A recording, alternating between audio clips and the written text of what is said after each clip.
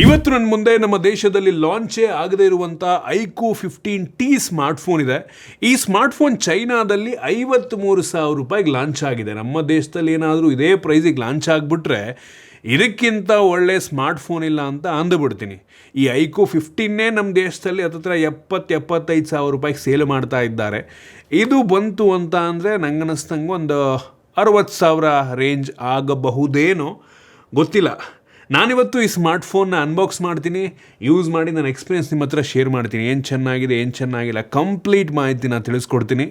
Hi, ನಾನು Sandeep from tech in Kannada. ಈ video ಶುರು ಮಾಡೋದಕ್ಕಿಂತ ಮುಂಚೆ ನೀವೇನು ನಮ್ಮ tech in Kannada YouTube channel subscribe ಮಾಡ್ಕೊಂಡಿಲ್ಲ ಅಂದರೆ ಈಗಲೇ ಸಬ್ಸ್ಕ್ರೈಬ್ ಮಾಡ್ಕೊಳ್ಳಿ ಮತ್ತು ಬೆಲ್ ಐಕಾನ್ ಕೂಡ ಕ್ಲಿಕ್ ಮಾಡ್ಬೋದು. ಓಕೆ, ಫಸ್ಟ್ ಈ ಸ್ಮಾರ್ಟ್ಫೋನ್ನ ಅನ್ಬಾಕ್ಸ್ ಮಾಡೋಣ. ಹಿಂದ್ಗಡೆ ಚೈನಾದಲ್ಲಿ ಏನೇನೋ ಬರೆದಿದ್ದಾರೆ.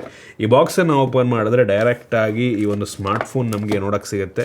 ಈ ಒಂದು ಸ್ಮಾರ್ಟ್ಫೋನ್ನ ಪಕ್ಕಕ್ಕಿಟ್ಟರೆ ಇದರ ಕೆಳಗಡೆ ಒಂದು user manual, quick start guide, warranty ಎಲ್ಲ ಸಿಗಲ್ಲ ಚೈನೀಸ್ ಸ್ಮಾರ್ಟ್ಫೋನು. ಮತ್ತೊಂದು ರಬ್ಬರಿ ಫಿನಿಷನ್ನು ಹೊಂದಿರುವಂಥ ಬ್ಯಾಕ್ ಕವರ್ನ ಕೊಟ್ಟಿದ್ದಾರೆ. ಜೊತೆಗೆ ಬಾಕ್ಸ್ ಒಳಗಡೆ 100 ವ್ಯಾಟಿನ ಚಾರ್ಜರ್ ಇದೆ. ಸೂಪರ್, 100 ವ್ಯಾಟ್ ಆದರೂ ಕೂಡ ತುಂಬ ಕಾಂಪ್ಯಾಕ್ಟ್ ಆಗಿದೆ. ಟೈಪ್ ಸಿ ಪೋರ್ಟ್ ಇರುವಂಥ ಚಾರ್ಜರು. ನಂತರ USB ಟೈಪ್ ಸಿಂದ ಟೈಪ್ ಸಿ ಚಾರ್ಜಿಂಗ್ ಕೇಬಲ್ನ ಕೊಟ್ಟಿದ್ದಾರೆ. ಕೊನೆಯದಾಗಿ ಒಂದು ಸಿಮ್ ಎಜೆಕ್ಷನ್ ಪಿನ್ ನಮಗೆ ಸಿಗ್ತಾ ಇದೆ. ಇನ್ನು ಡೈರೆಕ್ಟಾಗಿ ಸ್ಮಾರ್ಟ್ಫೋನ್ ನೋಡೋದಕ್ಕೆ ಸೇಮ್ ಐಕ್ಯೂ 15 ರೀತಿಯಲ್ಲೇ ಇದೆ. ಈವನ್ ಡಿಸೈನ್ ಕೂಡ ಅದೇ ರೀತಿ ಇದೆ, ಲುಕ್ ಅದೇ ಆಗಿರ್ಬೋದು. ಬಟ್ ಇದ್ರ ಒಳಗಡೆ ಇರುವಂಥ ಸ್ಪೆಸಿಫಿಕೇಶನ್ ಆ್ಯಕ್ಚುಲಿ ಡಿಫ್ರೆಂಟ್ ಆಗಿದೆ. ಈ ಸ್ಮಾರ್ಟ್ಫೋನ್ 223 ಗ್ರಾಮ್ ವೆಯ್ಟ್ ಇದೆ. ಹೆವಿ ಫೀಲ್ ಆಗುತ್ತೆ ಕೈಯಲ್ಲಿ. 8.4 mm ಥಿಕ್ನೆಸ್ಸು. ಫ್ರಂಟಲ್ಲಿ ಗ್ಲಾಸ್ ಇದೆ. ಈವನ್ ಹಿಂಗಡನ್ನು ಕೂಡ ಗ್ಲಾಸನ್ನು ಕೊಟ್ಟಿದ್ದಾರೆ. ಫ್ರಂಟಲ್ಲಿ ಸಣ್ಣ ಪಂಚೋಲ್ ಕ್ಯಾಮ್ರಾ, ಸ್ಕ್ರೀನ್ ಗಾರ್ಡ್ ಹಾಕಿದ್ದಾರೆ. ಬೆಜಲ್ ಯೂನಿಫಾರ್ಮ್ ಆಗಿದೆ. ಫ್ರಂಟಲ್ಲಿ ನಾರ್ಮಲ್ ಆಗಿದೆ ಲುಕ್ಕು. ಎಂದಕ್ಕೆ ಬಂತು ಅಂದರೆ ಪ್ಯಾಟ್ರನ್ ಚೆನ್ನಾಗಿದೆ ಆಯಿತಾ. ನಮ್ಮ ದೇಶದಲ್ಲೂ ಕೂಡ ಸಿಮಿಲರ್ ಪ್ಯಾಟ್ರನ್ದು ಐಕ್ಯೂ 15 ಲಾಂಚ್ ಆಗಿದೆ. ಕಲರ್ ಡಿಫ್ರೆಂಟ್ ಆಗಿದೆ, ಬಟ್ ನೋಡೋಕೆ ಒಂಥರ ಚೆನ್ನಾಗಿ ಕಾಣುತ್ತೆ ಆಯಿತಾ. ನಮಗೆ ಈ ಫೋನ್ನ ಹಿಂದೆ 2 ಕ್ಯಾಮ್ರಾ ಇದೆ ಮತ್ತು ಸಿಂಗಲ್ LED ಫ್ಲ್ಯಾಶನ್ನು ಕೊಟ್ಟಿದ್ದಾರೆ ಮತ್ತು IR ಬ್ಲಾಸ್ಟರ್ ಸಹ ಇದೆ. ಒಟ್ಟಿನಲ್ಲಿ ಫೋನ್ ಹಿಂದ್ಗಡೆಯಿಂದ ಚೆನ್ನಾಗಿ ಕಾಣುತ್ತೆ. ಒಂಥರ ಮ್ಯಾಟ್ ಇದೆ ಆಯಿತಾ, ಸ್ಮಾರ್ಟ್ಜಸ್ ಕೂಡ ಆಗಲ್ಲ, ಇಂಪ್ರೆಸ್ ಮಾಡ್ತು. ಈ ಫೋನಲ್ಲಿ ನಮಗೆ ಅಲ್ಯೂಮಿನಿಯಂ ಫ್ರೇಮ್ ಸಿಗ್ತಾ ಇದೆ. USB ಟೈಪ್ ಸಿ ಪೋರ್ಟ್ ಇದೆ. ಯಾವುದೇ ಹೆಡ್ಫೋನ್ ಜಾಕ್ ಇಲ್ಲ ಮತ್ತು ಡೆಡಿಕೇಟೆಡ್ SD ಕಾರ್ಡ್ ಸ್ಲಾಟ್ ಕೂಡ ಇಲ್ಲ. 2 ಸಿಮ್ಮನ್ನು, 2 ನ್ಯಾನೋ ಸಿಮ್ಮನ್ನು ಹಾಕಬಹುದು. ಇನ್ನು IP ರೇಟಿಂಗ್ ಕಂಪ್ಲೀಟ್ ಆಗಿದೆ. IP68, 69 ಡಸ್ಟ್ ಮತ್ತು water resistant rating.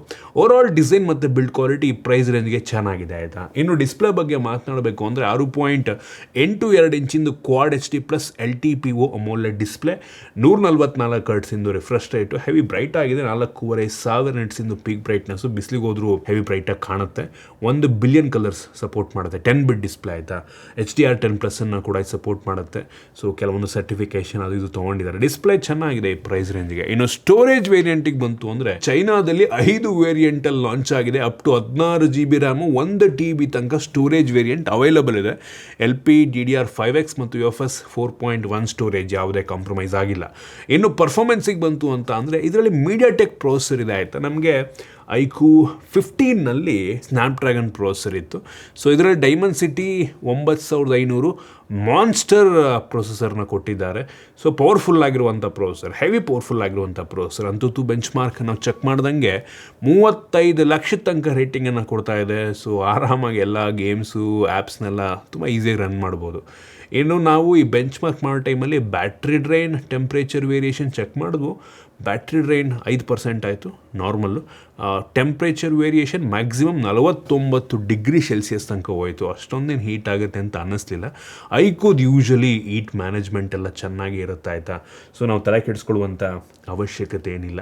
So performance ಚೆನ್ನಾಗಿದೆ. ಈವನ್ ಗೇಮಿಂಗ್ ಟೆಸ್ಟನ್ನು ಮಾಡಿದ್ವು. BGMI ಆಪ್ಟಿಮೈಸ್ ಆಗಿರಲ್ಲ ಆಬ್ವಿಯಸ್ಲಿ. ಸೊ ಒಟ್ಟಿನಲ್ಲಿ ತುಂಬ ಸ್ಮೂತ್ ಗೇಮ್ ಪ್ಲೇ ನಮಗೆ ಸಿಕ್ತು. ಇದರಲ್ಲಿ ಗೇಮಿಂಗ್ ಚಿಪ್ಪನ್ನು ಹಾಕಿದ್ದಾರೆ ಆಯಿತಾ, ಡೆಡಿಕೇಟೆಡ್ಡು. ಸೊ ನಮಗೆ ಅಡಿಷ್ನಲ್ ಫ್ರೇಮ್ಸ್ ಎಲ್ಲ ಆ್ಯಡ್ ಮಾಡಿ ಸ್ಮೂತ್ ಗೇಮ್ ಪ್ಲೇ ಸಿಗೋ ರೀತಿ ಮಾಡುತ್ತೆ. ಮತ್ತು ವೇಪರ್ ಚೇಂಬರ್ ಕೂಡ ತುಂಬ ದೊಡ್ಡದಿದೆ. 8000 mm² ವೇಪರ್ ಚೇಂಬರು. ಮತ್ತು ಇದರಲ್ಲಿ 4D ಗೇಮಿಂಗ್ ವೈಬ್ರೇಷನ್ ನಮಗೆ ಸಿಗ್ತದೆ. ಸೊ ಟ್ಯಾಕ್ಟೈಲ್ ಫೀಡ್ಬ್ಯಾಕ್ ತುಂಬ ಪ್ರಿಸೈಸ್ ಆಗಿರುತ್ತೆ, ರಿಯಲಿಸ್ಟಿಕ್ ಆಗಿರುತ್ತೆ ಆಯಿತಾ. ಜೊತೆಗೆ ಸ್ಟ್ರೀಮಿಂಗ್ ಅಸಿಸ್ಟೆಂಟ್ ಅಂತ ಏನೂ ಇದೆ. ಸೊ ಡೈರೆಕ್ಟಾಗಿ ಇದರಿಂದನೇ ಗೇಮನ್ನು ನೀವು ಸ್ಟ್ರೀಮ್ ಬೇಕಾದರೂ ಮಾಡಬಹುದು. ಓವರಾಲ್ ಪರ್ಫಾರ್ಮೆನ್ಸ್ ಚೆನ್ನಾಗಿದೆ. ಇನ್ನು ಕ್ಯಾಮ್ರಾಗೆ ಬಂತು ಅಂತ ಅಂದರೆ ನಮ್ಮ ದೇಶದ ಫೇಸಸ್ಗಳಿಗೆ ಆಪ್ಟಿಮೈಸ್ ಆಗಿರಲ್ಲ, ಬಟ್ ಸ್ಟಿಲ್ ಕ್ಯಾಮ್ರಾ ಚೆನ್ನಾಗಿದೆ ಅನ್ನಿಸ್ತು. ಡೇ ಲೈಟಲ್ಲಿ ಚೆನ್ನಾಗಿ ಪರ್ಫಾರ್ಮ್ ಮಾಡುತ್ತೆ. ಲೋ ಲೈಟಲ್ಲಿ ಸ್ವಲ್ಪ ಕಷ್ಟಪಡ್ತಾಯಿದೆ, ಸ್ಟ್ರಗಲ್ ಮಾಡ್ತಾಯಿದೆ ಅಂತ ಅನ್ನಿಸ್ತು. 200 MP main sensor with optical image stabilisation. ಇನ್ನೊಂದು ಅಲ್ಟ್ರಾ ವೈಡ್ ಆಂಗಲ್ ಕ್ಯಾಮ್ರಾ ಇದೆ 50 MP. 2 ಸೆನ್ಸಾರ್ ಕೊಟ್ಟಿರೋದು ಆಯಿತಾ. ನಮಗೆ ಐಕ್ಯೂ 15ನಲ್ಲಿ ಟೆಲಿಫೋಟೋ ಕ್ಯಾಮ್ರಾ ಎಲ್ಲ ಇತ್ತು. ಅದು ಯಾವುದೂ ಕೂಡ ನಮಗೆ ಈ ಒಂದು ಫೋನಲ್ಲಿ ಸಿಗ್ತಾ ಇಲ್ಲ. ಆ ಒಂದು ಸ್ಯಾಂಪಲ್ ಸ್ಯಾಂಪಲ್ ನಿಮಗೆ ತೋರಿಸ್ತಾ ಇದ್ದೀನಿ. ಡೀಸೆಂಟ್ ಆಗಿದೆ, ಏನೋ ಅನ್ಬಿಲಿಯಬಲ್ ಅಂತ ಅನ್ನೋದಿಲ್ಲ. ಇದು ಸ್ವಲ್ಪ ಮೋಸ್ಟ್ಲಿ ಕಾಂಪ್ರಮೈಸ್ ಮಾಡಿರ್ಬೋದು, ಅಂದರೆ ಪರ್ಫಾಮೆನ್ಸ್ಗೆ ಜಾಸ್ತಿ ಕಾನ್ಸಂಟ್ರೇಟ್ ಮಾಡಿ ಉಳಿದಿದ್ದೆಲ್ಲ. ಅಂದರೆ ಈ ಕ್ಯಾಮ್ರಾ ಸ್ವಲ್ಪ ಅಂದರೆ ಜಾಸ್ತಿ ಏನೋ ಬೆಸ್ಟ್ ಕ್ಯಾಮ್ರಾವನ್ನು ಕೊಟ್ಟಿಲ್ಲ ಒಟ್ಟಿನಲ್ಲಿ ಇದರಲ್ಲಿ. ಏನೋ ಫ್ರಂಟ್ ಕ್ಯಾಮ್ರಾ 16 MP ಇದೆ, ಚೆನ್ನಾಗಿದೆ, ವೈಡ್ ಆಗಿದೆ, ಕ್ಲಾರಿಟಿ ಪರವಾಗಿಲ್ಲ. ಸ್ಯಾಂಪಲನ್ನು ನಿಮಗೆ ತೋರಿಸ್ತಾ ಇದ್ದೀನಿ. ನಾರ್ಮಲ್ ಬೇಸಿಕ್ ಫೀಚರ್ಗಳು, pro video recording, photo shooting, super moon ಈ ಎಲ್ಲ ಆಪ್ಷನ್ ಕೂಡ ಕೊಟ್ಟಿದ್ದಾರೆ ಆಯಿತಾ. ಇನ್ನು AI ಫೀಚರಿಗೆ ಬಂತು ಅಂದರೆ ಬೇಸಿಕ್ ಗ್ಯಾಲರಿಯಲ್ಲಿ AI ಎರೇಸರು, ಎನಾನ್ಸ್ ಮಾಡುವಂಥದ್ದು, ಈ ಬೇಸಿಕ್ ಎಡಿಟಿಂಗ್ ಫೀಚರ್ಗಳಿದ್ದಾವೆ. ವಿಡಿಯೋಗ್ರಫಿಯಲ್ಲಿ ಈ ಫೋನ್ನ ರೇರ್ ಕ್ಯಾಮ್ರಾ 8K 30 FPS ಅಥವಾ 4K 60 FPS ಅಲ್ಲಿ ಶೂಟ್ ಮಾಡಿದ್ರೆ front camera full HD 60 FPS option ಇದೆ, ಒಂದು ಲೆವೆಲಿಗೆ ಸ್ಟೇಬಲ್ ಆಗಿದೆ. ಕ್ಯಾಮ್ರಾ ಅಷ್ಟಕ್ಕಷ್ಟೇ. ಇನ್ನು OS ಬಂತು ಅಂದರೆ out of the box Android 16 base run ಆಗ್ತಿರುವಂಥ Origin OS 6 ನಮಗೆ ಸಿಗ್ತಾ ಇದೆ.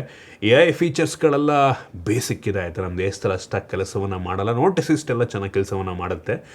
ಈ ಒಂದು ಸ್ಮಾರ್ಟ್ಫೋನ್ನ ಈ ಚೈನೀಸ್ ಅಪ್ಲಿಕೇಶನ್ಗಳು ತುಂಬಿಟ್ಟವ್ರು, ಹಂಗೆ ಬೇಕಾದಷ್ಟು ಅನ್ವಾಂಟೆಡ್ ಅಪ್ಲಿಕೇಶನ್ಗಳಿದ್ದಾವೆ. ನಮ್ಮ ದೇಶದಲ್ಲಿ ಇಷ್ಟೊಂದು ಅನ್ವಾಂಟೆಡ್ ಅಪ್ಲಿಕೇಶನ್ ಮೋಸ್ಟ್ಲಿ ಇರೋದಿಲ್ಲ ಆಯಿತಾ. ಒಟ್ಟಿನಲ್ಲಿ ಸ್ಮೂತಾಗಂತೂ ಕೆಲಸವನ್ನು ಮಾಡ್ತಾ ಇದೆ.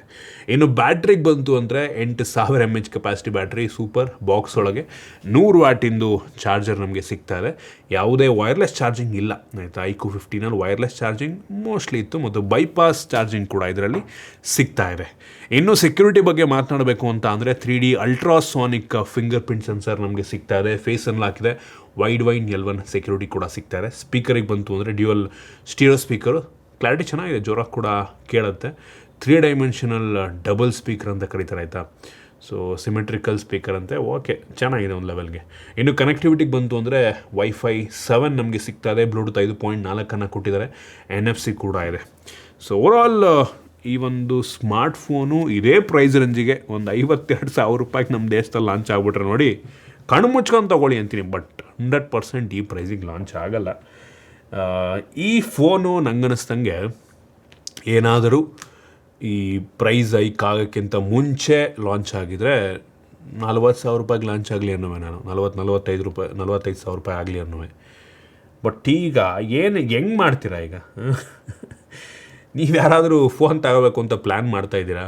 ತಗೊಂಡಿದ್ದೀರಾ? ಎಷ್ಟು ರೂಪಾಯಿ ಕೊಟ್ರಿ, ಎಷ್ಟು ಜಾಸ್ತಿ ಕೊಟ್ರಿ, ಹೊಟ್ಟೆ ಉರಿತಾ ಇದೆಯಾ ನಿಮಗೆ? ದಯವಿಟ್ಟು ಕಮೆಂಟ್ ಮಾಡಿ. ನನಗಂತೂ ಹೊಟ್ಟೆ ಉರಿತಾ ಇದೆ ಲಿಟ್ರಲಿ. ನನಗೆ ವೀಡಿಯೋ ಮಾಡಬೇಕಾದ್ರೆ ಬೇಜಾರಾಗುತ್ತೆ ತೆಗೀತು.